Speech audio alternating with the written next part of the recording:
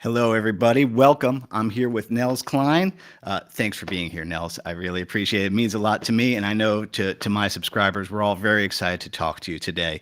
We're going to Thank start you. the discussion today with why are you here today, Nels? Well, I believe I'm here to shill for my upcoming record, Concentric Quartet. In addition to just entertaining you and the uh, guitar enthusiasts out there in whatever manner I can and answer some questions. That's it. Yeah, I mean, so the new record, and this is interesting, Concentric Quartet, it's self-titled, correct? Yeah. And I've gotten to listen to it a couple of times because I have an advanced copy, which thanks for sending that along. Hmm. Beautiful sounding record. That's the first thing that jumps out to me is that it really feels like you are live in the room with those people. And it feels like, correct me if I'm wrong, minimal amount of takes on things. It really feels very natural. Yeah. I mean, I think, for example, there's a rather kind of ambitious, drony kind of song on the record called House of Steam. Hmm. And that is take two of two. And if the listeners out there start tapping their foot during the up tempo final section, you can hear me actually drop a beat, Cool. which I blame on headphones, not on anything, of course, to do with me and my Of course. Yeah, musicianship. no, this is the headphones busting out. But it just had the right vibe, and so yeah, there it is. It's actually wrong. What you just said there is, yeah, such a big deal that sometimes the take that is not technically perfect, that isn't so exact, is the one that has the vibe. And I think that that's something, yeah, that maybe some folks lose sight of these days because when you record, you can get so exact and edit this and everything can be quantized exactly right that sometimes the best take is not the one where people played that well. Yeah, I mean it's true, and interestingly, uh, there was I think we nudged something over in the Pro Tools world at one Mhm. point that was just kind of coming leaking into the microphone, and it just sort of the ghost sound was distracting, and we did a whole lot of nips and tucks on my previous record, Share the Wealth, Mhm. not because of the performances specifically, but because my idea for that record was to create raw material and then kind of manipulate it in the editing process. I Interesting. hardly edited anything, it turns out, because I like the improvising so much. But it wouldn't have fit even on a double album at its sort of unedited length. In the case of Concentric Quartet, Yeah. uh, it's pretty much as what you hear is as we played it. It feels that way. Yeah. I did a little guitar layering on that song House of Steam at the top on the theme, Mhm. just to get the resonant overtones, because I'm also playing the melody in unison with Ingrid Laubrock on her tenor saxophone. So I just wanted to get that drone going, and I think that's the only real kind of production-y thing on the record. That's so okay. How many? I'm so curious because therefore it was such an improvised record. Clearly, though, there's a lot of composition on that record too. So, how much pre-production time did you end up taking to make sure everybody had the rough forms? Uh, I don't recall doing it more than a couple of hours Wow. before we played, and then the first session was 2 days, which is kind of normal for me. Hmm. And then I added two songs.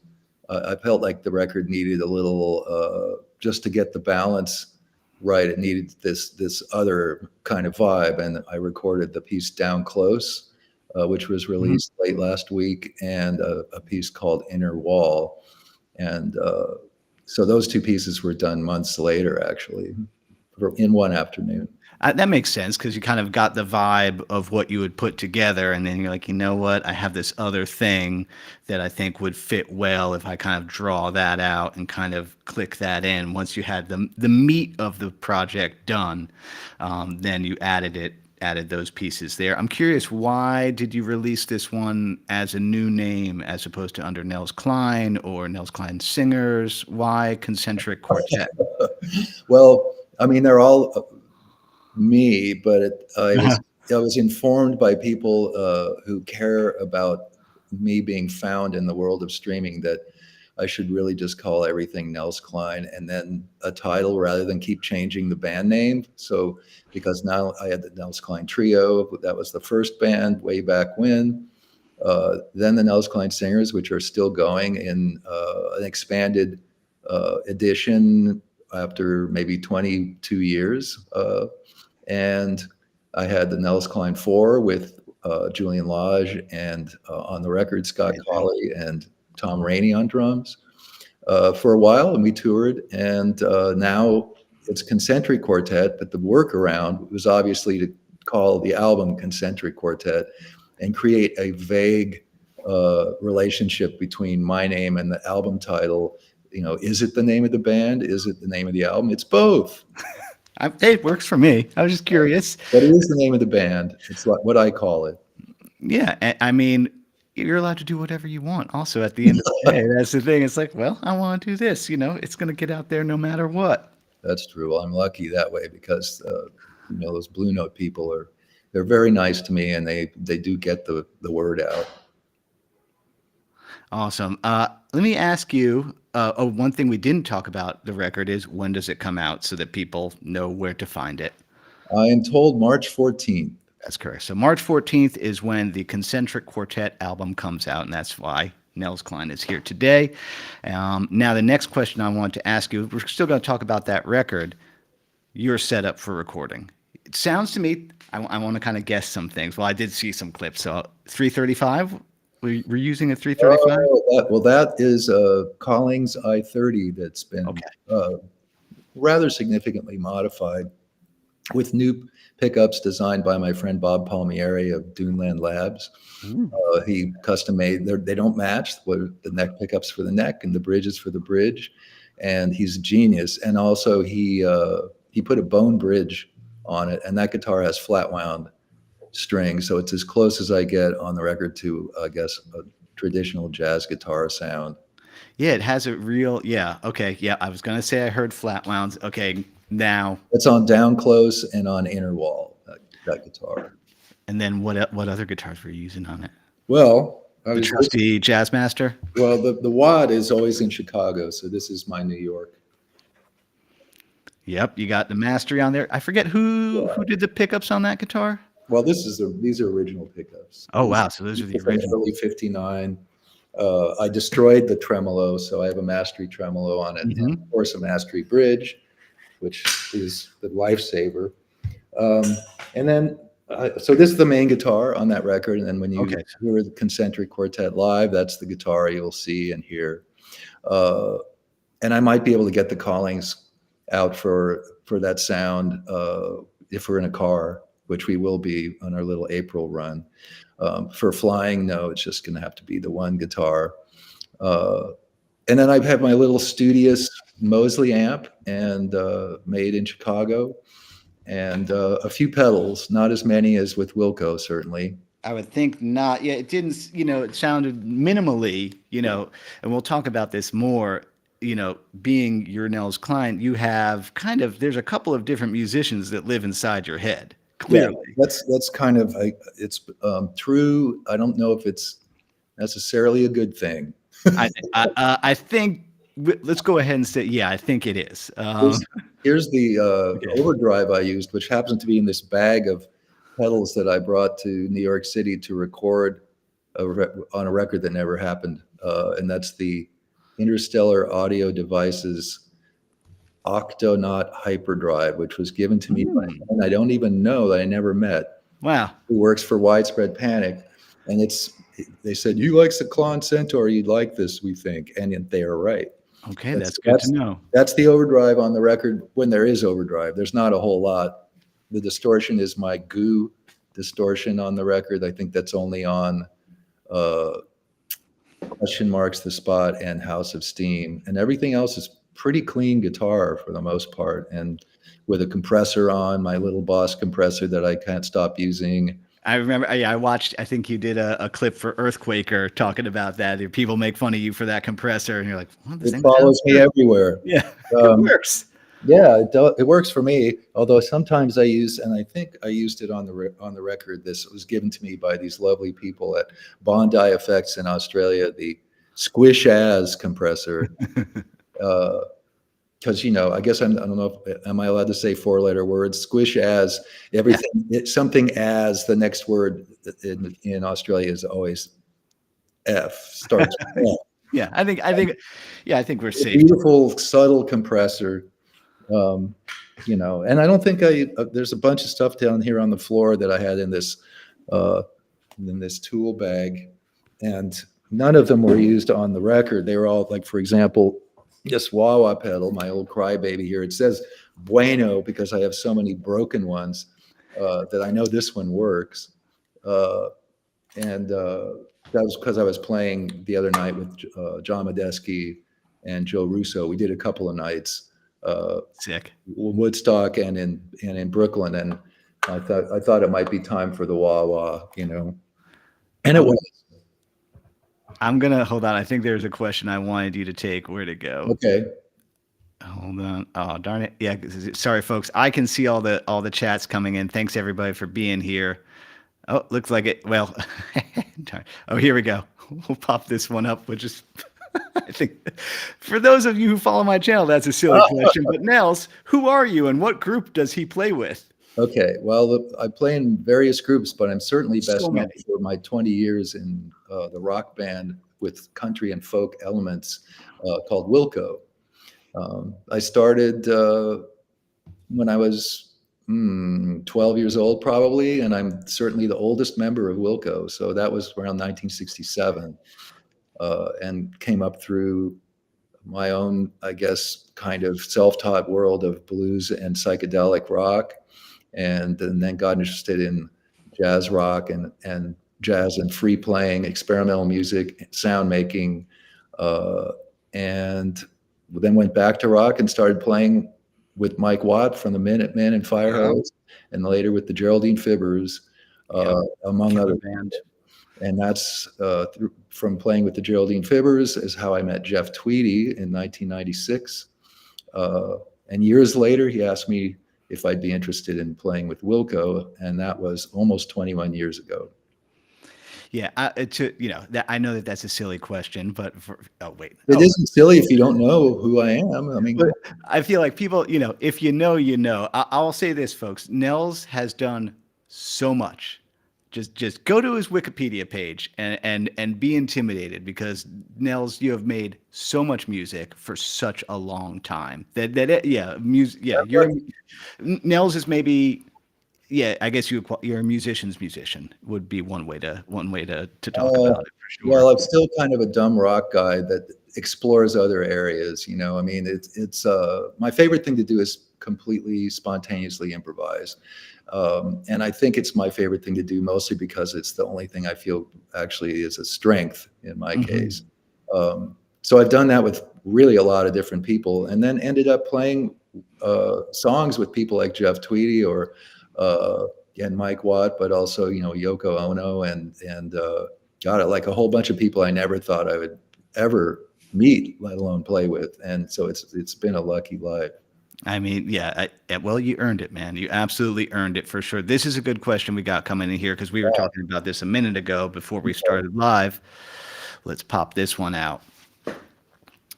Nails, do you shift your mindset when you're playing jazz or rock? Yeah, we were talking about this. How do you divide your brain up Oh, depending on the project that you're okay. putting together? Well, the true answer for that to that is I it's kind of comes naturally to me, but the tasks that need to be accomplished are certainly different. So in the case of Wilco, I have tasks that have to do with the arrangement. I have parts, and then I do improvise, but primarily on uh, songs like "Forget the Flowers." Like "Don't Forget the Flowers," and Great song. Yeah. uh, sort of more up tempo country stuff where I'm playing what I call my improvised obligato. And I don't really have any parts that I am told to play. And whereas on other songs, like if we were to do, say, Radio Cure or Art of Almost or almost any other song, I have very, very specific parts. mostly that I created myself, or I'm playing parts that Jeff played on the record, but he has to play acoustic guitar on that song. So now I'm playing his part because its part stands out. So I learn his parts too Mhm. sometimes, and even his solos. Every once in a while, I have to play a Jeff style solo, and that's pretty much True. impossible, by the way, because nobody sounds like Jeff. He's a No, very he singular player. yeah, I would agree with that. Well, then, as a jazz person, so called, I'm not really jazz, but the parameters are far different because the emphasis is on improvising, sometimes within the structure, and sometimes completely open-ended, free, and so that's some deep listening that goes on there, and one must just assess what one is hearing from the music as it's happening and what one wants to actually add to that. And then maybe the song says solo, solo here. Then you have to try to play a solo that doesn't suck or that has some kind of coherent relationship to the structure of the piece, and that takes the listener on a nice journey somewhere, and then land sticks the landing back to the theme or whatever the composer's structure entails. Now, And I'm curious, yeah, totally because different. because I'm terrible at extended soloing.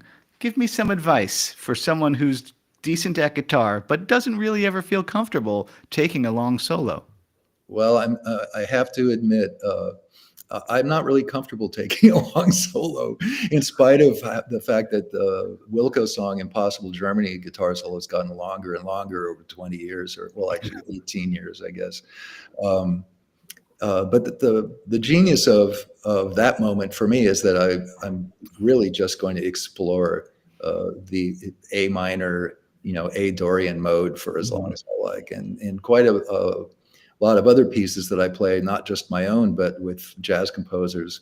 Sometimes it's some very arduous uh, chord progressions to try to negotiate, and then you don't want to be playing too long. In my case, or it's completely free and open, which is where like as I said, I'm the most comfortable, honestly.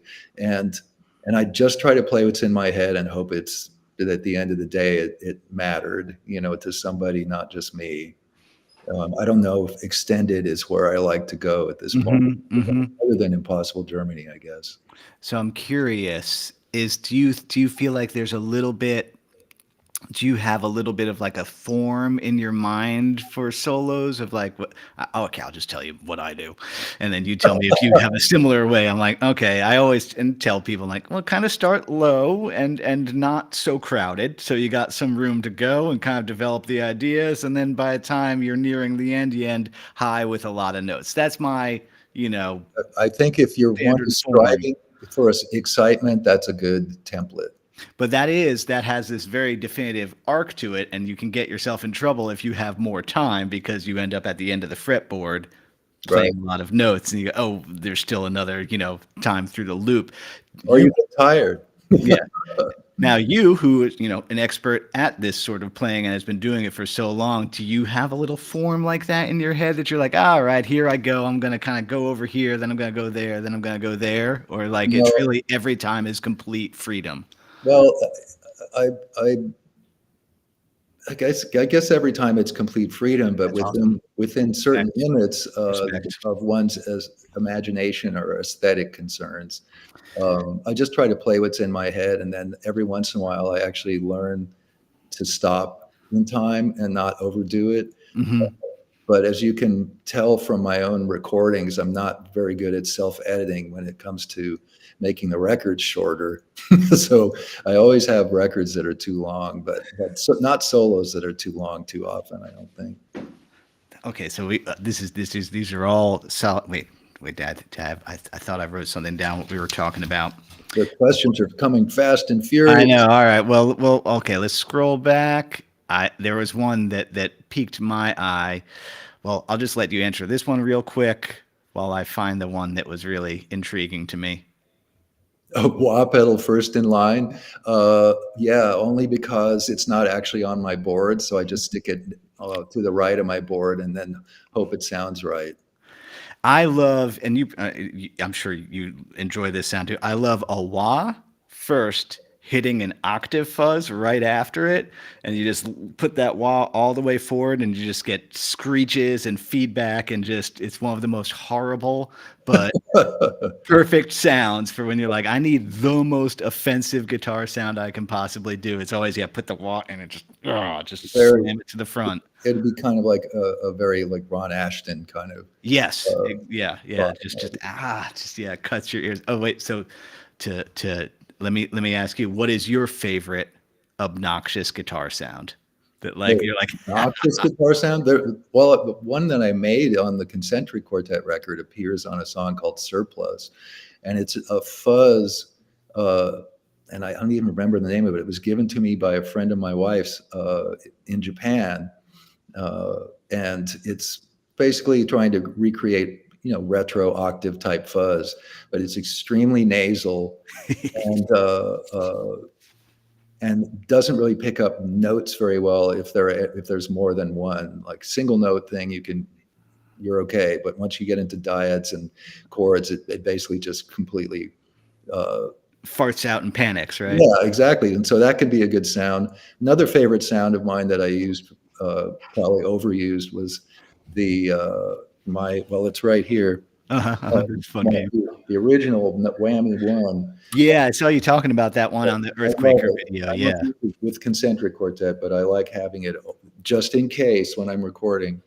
And I think I'll bring it to play with Larry Oakes here in New York City at the end of this week, because the first gig has no bass, so I could get a little octave thing going here, or low octave. But I like to detune this thing 2 octaves and then hit any chord cluster with the fuzz factory or the Zevex fuzz factory on, and basically I call that end of the world. That's Yeah, just yeah, so you're 2 octaves down, fuzzed out, all glitched out. yeah, Yeah. I yeah. have a pedal. Yeah, this was Glenn Wiley made this. This was his electric sitar pedal, and Glenn Wiley Oh, was like one of those like lived in the woods, made stuff like, oh, strange man. And it's broken. So oh. it doesn't work right, and it picks up Korean radio from time to time. So this is, yeah, one of my go-to, like, yeah, when I want something that just, Korean radio. yeah, I don't know why, well, yeah, why it does that, but yeah, it'll pick up some of the local Korean yeah. Okay, I always travel with this pedal. It was given to me many years ago, I guess about uh, probably over 20 years ago. It's made in Memphis by somebody I ended up actually getting amplifiers from. He's a Mhm. legend in Memphis named Robert Hinson. But this is his Univox Superfuzz clone that is just fantastic. It's just ideal. And you can Yep. see it's extremely handmade. Okay. And it reminded me a little of the pedal you just were showing. So that's why I picked it. It has the same visual, either appeal or lack of appeal, depending on your point of view. I do tend to like pedals that don't have a lot of art on them, that just look like an apparatus, because there's like a mystery that you're like, I don't know, it's just a switch and some knobs. Yeah, It forces you to kind of go down in there and be like, okay, yeah, this one has a little bit of artwork. This is an old version of a Mid-Fi Electronics Pitch Pirate.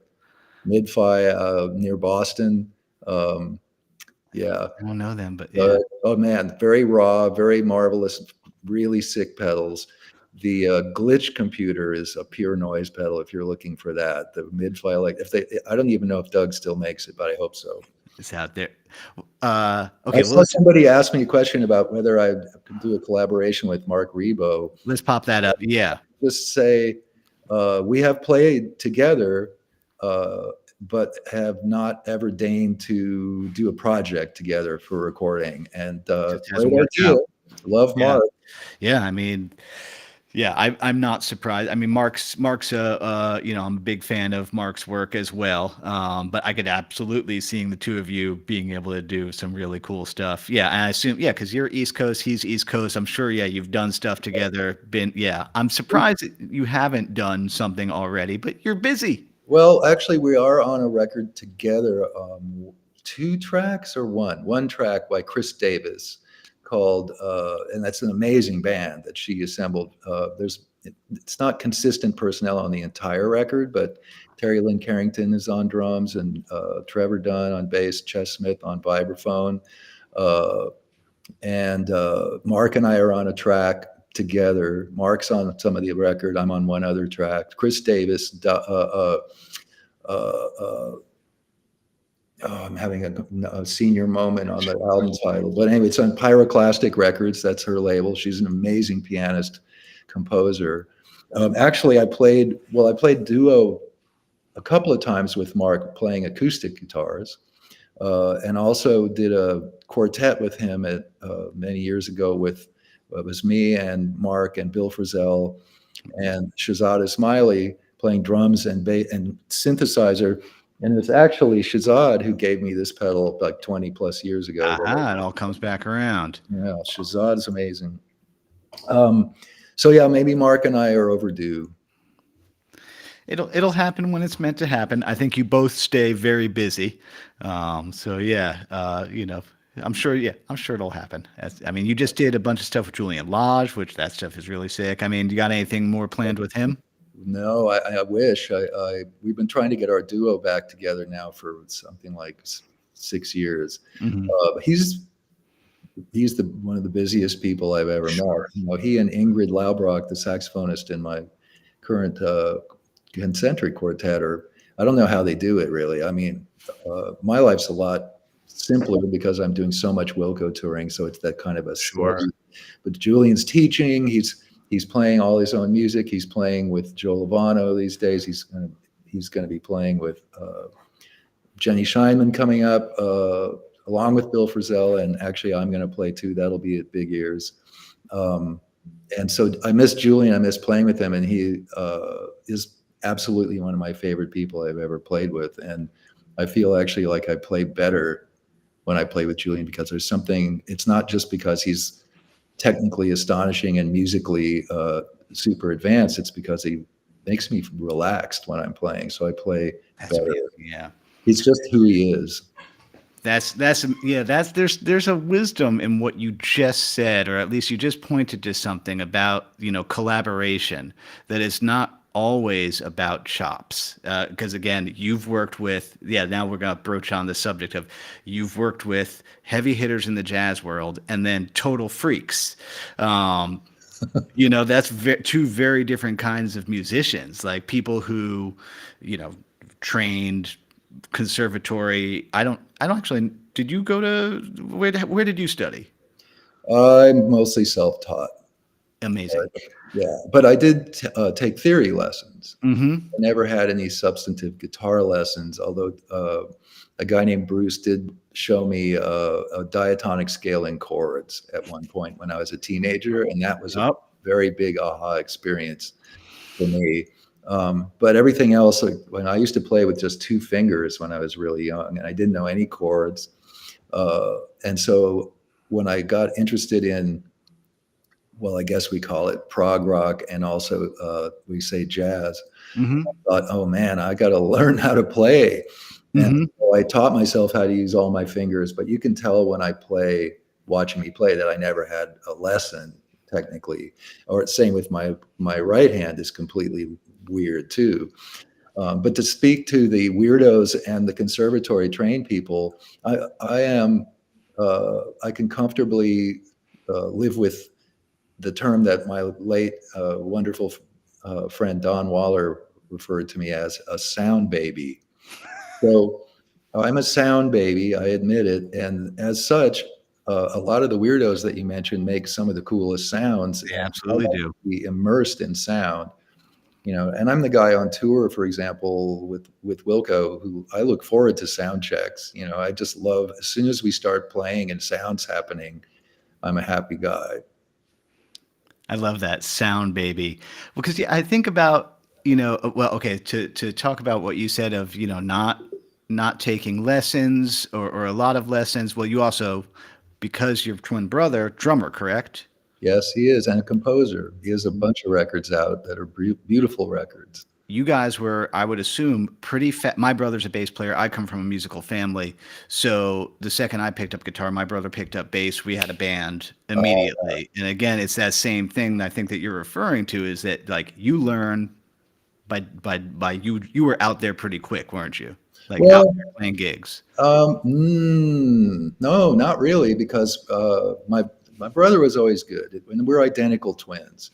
So uh, there's definitely a weird ESP factor, Yeah. and so I always had a good drummer to play with. But our goal was from the very beginning to play our own music. We did have a band in junior high school that played a few cover songs, but really long instrumentals too, which is what our main thrust was. And and then in high school we had a different band together and played. The only gig we had was playing at lunchtime at our high school. I think that we might get one other gig that year, and then play music that we wrote. I guess I was the primary composer that we thought sounded like our version of like a cool combination of Early Weather Report and Lark's Tongue's King Crimson and maybe Herbie Hancock and Wandishi Band. That was kind of what we were thinking about in high school. And then, punk rock happened. And I eventually, not initially, but I eventually got really interested in that, mostly from hearing the Minutemen. Mm-hmm. And but the early punk thing didn't interest me because I was trying to learn how to play. I'm Mm-hmm. to Ralph Towner and Pat Martino and you know Wes Montgomery and trying to figure out what my language is. Which I'm playing a lot of acoustic guitar. John Abercrombie, very important. John Yep. McLaughlin, obviously. George Benson. And so I was just kind of casting about and not playing pro gigs.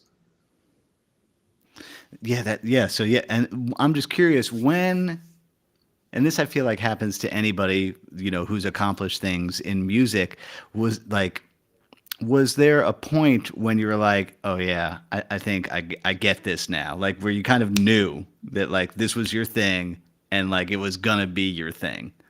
Well, I don't know that I have my thing down. I don't know. I have things. That's one of the wisest things you could say is like, I Okay. don't know, I do stuff. Yeah. But I mean, this, yes, I guess I don't mean for this to sound like weirdly naive, but, and I've said this many times in terms of the moment that I decided to play for life. And that Mhm. was when I heard Manic Depression by the Jimi Hendrix Yep. Experience. Yeah, I So heard. the electrifying experience of that was kind of enough to catapult me into this desire to play, to Hmm. participate, not to shred. Hmm. That thank God we didn't have that term back then, but to participate in music making, and that's been my goal, honestly. And as far as when I sort of found my thing, um, I'm not even I'm not sure. There are moments that I can recall where I just knew I was almost disappearing. It's like Hmm. almost extinguished by the presence of some sort of magical musical moment, or moments. So I remember playing. I did a trio gig years ago with Thurston Moore and Zena Parkins, all improvised. I remember it being absolutely. I was immersed. I was completely immersed in the sound world, which happens often when I play with either Zena or with Thurston. It's been Yeah. years since I played with either one of them, but and then similarly, I just had these jam outs with Joe Russo and John Medeski a few weeks ago, and sometimes we just get to this place where Yep. it just feels so right. And the same thing can happen. Well, and it happened with Julian Lage, particularly in our duo, where I feel so transported, and I don't feel like it's about me. It's about the incredible experience of being immersed in music and sound. Which is, I think, yeah, that's a big difference between improvised music and then something like Wilco, where it's locking into parts and like making that thing happen that way. Because the beauty of improvised music is it's different every single time. and like it's yeah, you can really get something happening that only happens in that moment. And by comparison, something that's structured, the beauty is in the structure, Right. is in like everything is just, that one night we got it exactly right. Everybody was bouncing off of each other in exactly the right way, which neither one is better than the other. But yeah, it's definitely two different. Again, you live in two different worlds. Well, but I'm a band guy, you know what I mean? So, Yeah. so the thing I love about whether it was quartet music that I was playing in an acoustic group Hmm. in the 80s and early 90s for many years with my brother and violinist Jeff Gautier and bassist and pianist and harmonica player Eric Von Essen. We played compositions, and yes, there was improvisation in our music, but much like Wilco or quartet music or concentric quartet or the Singers or any band that exists for more than one moment, playing compositions, it's that changing things up ever so slightly, but everyone listening and being aware of it, that makes me feel that there's nothing in any way implicitly limiting Hmm. playing structure because we're breathing new life into it every time. And when we're all kind of taking off and we realize that we're all listening uh, and we start kind of either outwardly or inwardly smiling in delight, uh, that is that is what I love. That's what I love. Yep. Yeah. That yeah. There's something about I am yeah, a big fan of structure and playing simple parts and locking in. Like I on my channel I'm always preaching that for folks who are getting out there and trying to put something together with people. Like, don't go out there and get wild out of the gate. See what you can do by locking into parts. We haven't mentioned it yet, but I'm sure we both agree about Tom Verlaine and Richard Lloyd. That to me, television is such a Yeah, great example of a band where everybody's locking in and like doing their thing. It's moving, but it's a beast. It's a perfect beast. I could not agree more. I have to say that my reentry of sorts into back into rock and roll listenings pretty much started with Marquee Moon. I threw that out there. I was like, I'm sure Nels agrees with me about that one. Yeah, I think you can hear actually in a weird way, uh, in Wilco, particularly maybe Impossible Germany, besides the people obvious mention that. Yeah, kind of combination of both Tom and Richard in my playing, I think you can hear some Dickie Betts in there. Uh, um, that's funny that you mentioned him. He's another one of that like he's for me like I what I like about Dickie is that he plays in such a way or played in such a way, he doesn't really go for anything he's not sure he's going to land. He's very relaxed about his lines. And it's just like, yeah, they flow very nicely. And of course, by comparison, Dwayne is wild and out there and really pushing it. And it's a great combination. it's just two guitars are always better than one anyway. Oh, I saw some question go by, Okay. What'd you say? and God, Was now it I this don't one? remember what This it was a was. pretty good one. This is a specific one. Oh yeah, yeah. Okay, that was the one because I saw Fibbers, and I always love Yeah. talking about how much I love the Geraldine Fibbers. But um, it's a mixture.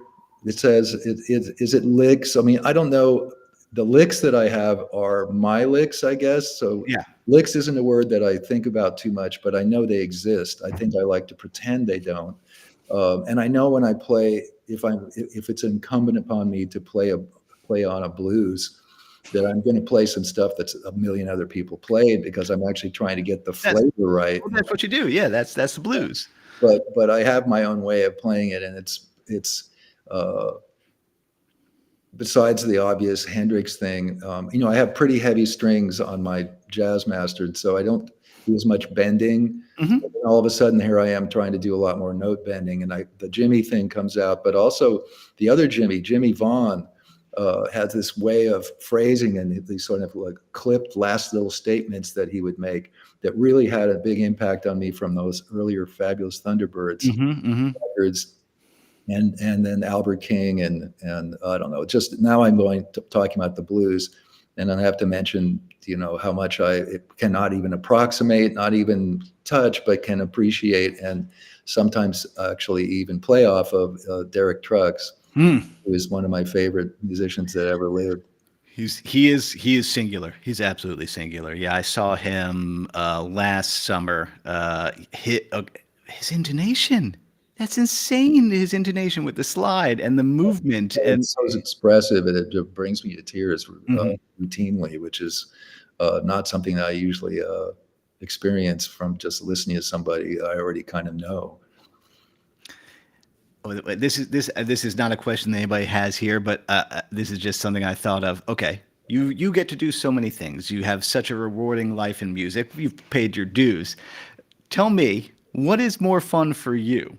Putting stuff together, rehearsing and kind of working out stuff, recording the stuff, or gigging? Is there like a part of music that you actually like more than the other parts? Yeah, gigging. So gigging is for you. Yeah, That's I your, mean, yeah. with something like Concentric Quartet or even the singers, we never had enough time to really just rehearse because everybody's busy and because it's the big city and because uh, I don't know that. So I always felt like, especially in the sort of mid period of the singers, and the band is before it became half East Coast people, and I was living in New York. The band was all in the Berkeley, Oakland, San Francisco Bay Area, and I was in my hometown of Los Angeles. So it'd basically be sound check, rehearsal. Oh, He's like, "Do you yeah. remember this one? Okay, let's go over that. Let's go over that head." And you get half an hour, and I like rehearsing. I have no problem with it. I love it, and I actually need it.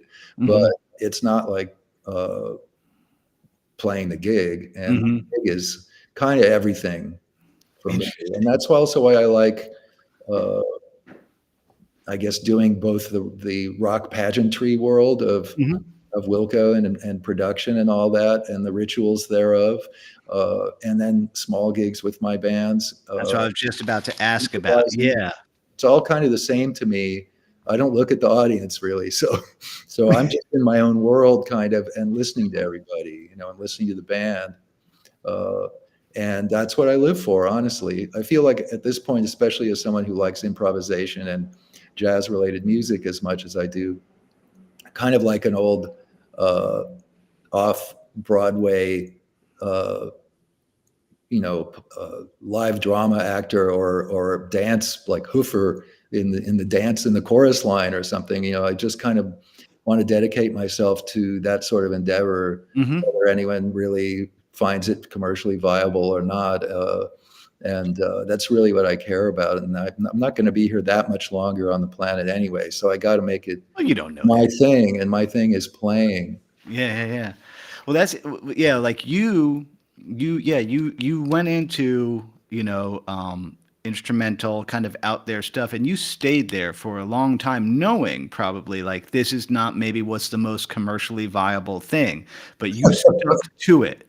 You stuck to it for Well, that's decades. all I like doing. I mean, and I'll Yeah. tell you, Eric, honestly, being my age, uh, having heard bands like the Mahavishnu Orchestra or Weather Report or, you know, um, King Crimson playing to what I thought were huge audiences at the time, and they're big Hmm. enough. That music from the whatever called the counterculture from the late '60s, Hmm. moving into the '70s, and then also my brother and I, Alex and I, got really interested in the AACM in Chicago and Art Ensemble of Chicago type music. Leo Smith and they people were listening to this music, and then there was all the R&B, instrumental R&B, and all the stuff that was selling really big in the '70s. And so I thought, you know wow, there's a lot of people are buying this John Abercrombie album, Timeless, and it's beautiful. This is an incredible moment, and Hmm. you just think it's going to last forever. Well, then it didn't last forever. Things change. Things became really different in the '80s, and most of these artists retreated into smaller worlds uh, because there was so little interest in their type of artistic expression. But that wasn't in my mind. In my mind was just to keep going because it's what I like doing. you know. But it was sad to see a lot of these people kind of super downsized. Uh, but people find the music later. I'm finding all kinds of music being embraced now by younger listeners that I thought maybe would disappear forever, and it seems like sometimes great quality rises to the top no matter how much overload we have in media, you know.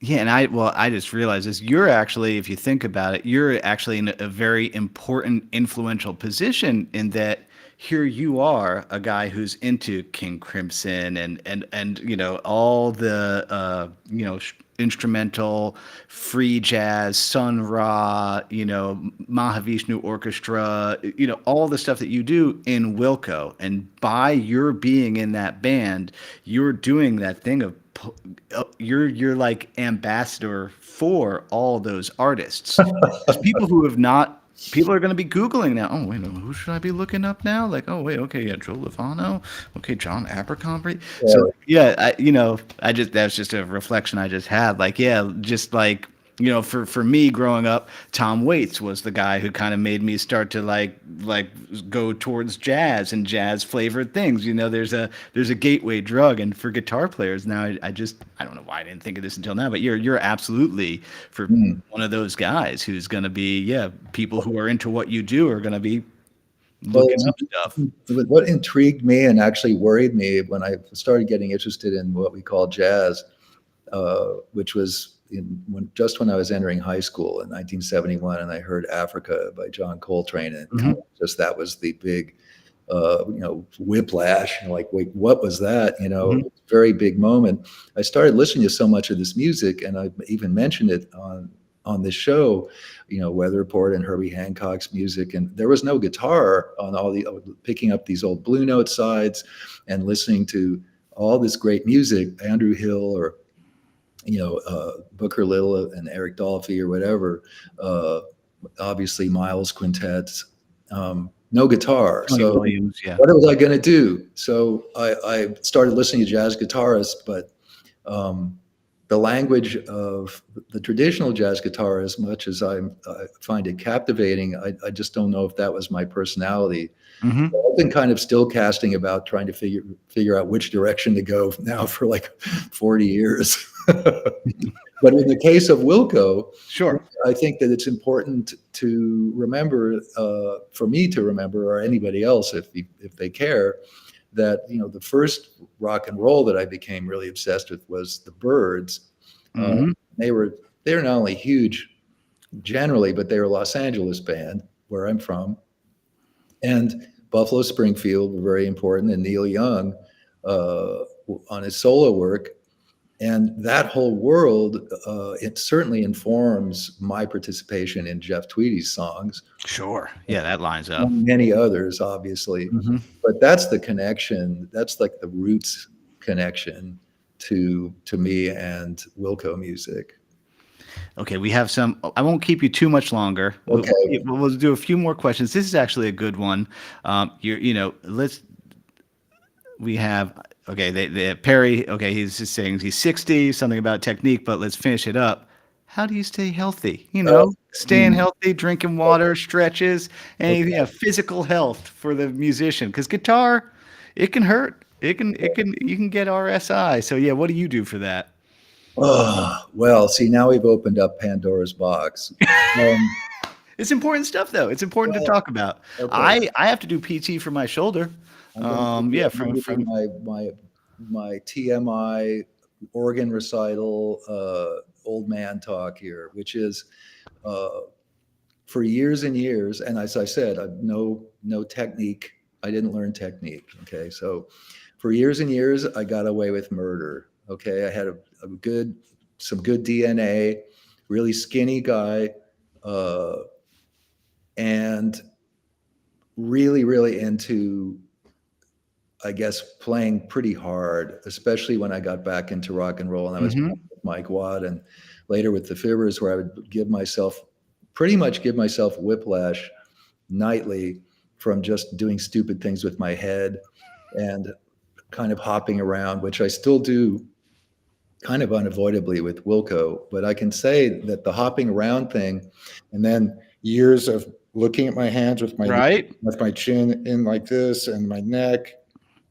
Uh, it's definitely messed up my neck and shoulders, and I also found out when I had really a nerve pinch. It was a triple crunch nerve pinch here, but it affected my whole left arm and hand. There are nerves dying in my arm. I learned that I have disintegrating vertebrae in my neck, which I Oh, think was Christ. probably from a car accident I was in when I was 17. And so, as such, I've had to, after ignoring it for a while, thinking like I can just tough it out and get through this, I've had to actually do stretches every morning. Um, Yep. I couldn't even put my right shoulder with my hand over my head this way lying down. I couldn't even put it flat on the floor when I started doing these stretches. The whole thing was just torqued this way. And I had rotator cuff issues from taking my guitars off too fast on Mm-hmm. stage and being Mr. Furioso. Uh, and the bottom line is that I'm supposed to be more careful, and it's really, really hard for me. Mm-hmm. It doesn't hurt me so much to play with, say, concentric quartet music. The only thing I have to do is try not to do too much of this neck, uh, scrunching neck thing. But I've been doing it for so long, and I have to look at my hands to play. Mm-hmm. Uh, yeah, that's a really, really tough one. It's true. The other It thing is. is that I've never had a particularly uh, gnarly bad diet or anything, but now with certain, I've learned in the last few years about a congenital heart condition that my twin brother and I share. My diet is much more streamlined, Mm-hmm. but I'm definitely no poster boy for like perfect health. You know, I mean, I enjoy my fancy beverages and just try not to overdo it. Everything in moderation except moderation. Yeah. But I have to be really, really careful about the cholesterol and fats and all that stuff now. It's like, but I'm almost 70, so I got You're away doing with that well. for a long time. Well, then you're definitely doing well. Yeah, if you're almost 70, you're still out there doing it. You're playing your ass off. I think yeah, I think you got a good handle on it. I always like to put this out there for people playing music with others. I have tinnitus and hearing damage from being a dum dum, for my 20s, being in loud rock and roll bands. I wear musicians' earplugs when I play, and I'm very careful about my ears. I just have to throw that in there. I just always put it out there because yeah, people. Nobody, it's not cool to talk about. To like, okay, let me put those in. But man, yeah, hearing damage, tinnitus is a drag. I don't know. No, How are your ears? my ears are good. I do have a little thing what I call a golf course sprinkler left on. It's like this little like hissing that I have. It Oh doesn't yeah. it doesn't pulsate like those things, but Uh it's just huh. a frequency. Yep. Yep. That 8K. It's around 8K. Nothing Yep. overwhelming, and I don't have any roaring. I don't have any, it doesn't nothing that wakes me up like people I know who have it. That terrifies them. So I'm lucky I don't have that. The earplugs thing is hard for me, but Mhm. I do have to if I'm playing with somebody really, really loud. Obviously, I have to do it. Yeah. I For the. lost my hearing one time sitting in with Flaming Lips. Whoa. And Yeah. yeah, and Wayne warned me. He said this was when I was opening. I was playing in Plastic Ono Band, Yoko and Sean and my wife Yuka and so some other great people. And From Sibamato. so Yeah. we were opening for them in Oklahoma City on New Year's Eve, and they wanted Wayne and those guys. They wanted me to play "I Want You, She's So Heavy" with them. Sick. And he said two things. He said, "We do the ending for 15 minutes, so pace yourself, Nels." And then the other thing he said was, "And there's going to be some really, really gnarly frequencies up here." And they launched into it, and I thought, "This is it." I don't know if I should run backstage and just, I thought I was doomed for life, hearing wise. So I wore earplugs on the actual gig. Uh, and spared myself further harm. It was intense, man. And I never played in bands that were that loud. Like the Yeah, and I guess Wilco's all in ears by now. Yeah. loudest guy I ever played with is Watt, but that his bass amp is loud. And when I was playing in Banyan with Watt and Stephen Perkins uh, and various other people over time, and Stephen would set up his drums at the front of the stage. That was, I mean, we're playing really small clubs in Southern California. That was really loud. Yeah. So I wore earplugs for that one. Yeah, because the sound pressure in a small room, yeah, that's the thing. Yeah, being loud in a big space is different than being loud in a smaller club. Yeah. Unless it's like a Wilco show where the actual front of house stacks are really close to me and I'm getting sideways throw, Hmm. then I'm in hell and I have to do something. Yeah. Yep. It's yeah, occupational hazard. Let's do one more. I Okay. think this is a good, I think, closing one. It's yeah, this is standard question. And so I'm gonna temper this. I want to be specific about what theory, the bare minimum theory that a guitar player needs to know to start to do that. Okay. Well, I was only asked a few times before I gave up to teach, back in the 80s, actually, and even in the 70s at one point. And I am not someone who can teach because I never learned from a guitar teacher of worth anything. However, I think that my whole thing, as far as your question, theory, is you just have to know chords. I think that guitar players need to know chords and I like then that. Yep, see I agree. how chords fit together in what we call songs. And I think that after that, everything else is seasoned to taste. And to answer the question about getting into jazz, well, obviously the first thing is to say that not everybody needs to get into jazz, I like that too. and that the word jazz means a million things. But I think just like any kind of music, if you find that it's speaking to you, then just keep listening to it. I don't think there's an entry level recording that I can point to because there's so much diversity there. You Yeah, know, for somebody, it's going to be Kind of Blue, and then by Miles. classic. Yeah, Miles Davis got Yes, it would blue. be Yep. Supreme. These are the records we talk about in extremely vaunted ways. But that language may not be the language that appeals to you. Maybe you want to like listen to Charles Mingus and hear something much more This is yeah. blues based and much more sort of a little kind of aggro, actually, or bebop.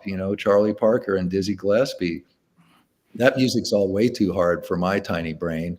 Uh, and I'm a modal guy. Because of my love of Indian classical music, which was really the first kind of music I think I fell in love with when I was 10 years old, along with the Byrds, I guess. Um, I like a good drone. And keep in mind that when Coltrane was doing his so-called modal music with his quartet, which was actually pan-modal because it was chromatic, but it kept landing on a tonic note. That was called anti-jazz by a lot of the critics at the time, and they thought it was abominable. Same goes for Miles Davis, Bitches Brew. Like what are these electric pianos? What is this electric bass doing here? Like, That's such a great record. do these That's songs such a have any form or not? And like, well, yes, they do, but I don't know if this is for everybody. So I think it's like anything else. Follow your bliss. yep.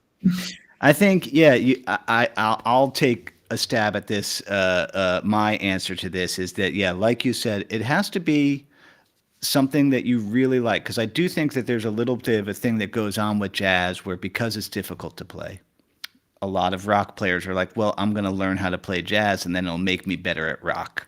I'm like, maybe, maybe not. I tend to agree with you. You have to really like it. And then you have to just, for me, my recommendation as a teacher would be to, yeah, pick a couple of things, really know them and really spend a lot of time with just those couple of things. Cause obviously it's such a large form. You're not going to just learn the rules of triads and arpeggios and then you can play all jazz. No, you're going to try and play one West Montgomery thing and that's going to be your thing for a while. That's That's been my for experience. for the rest of your life.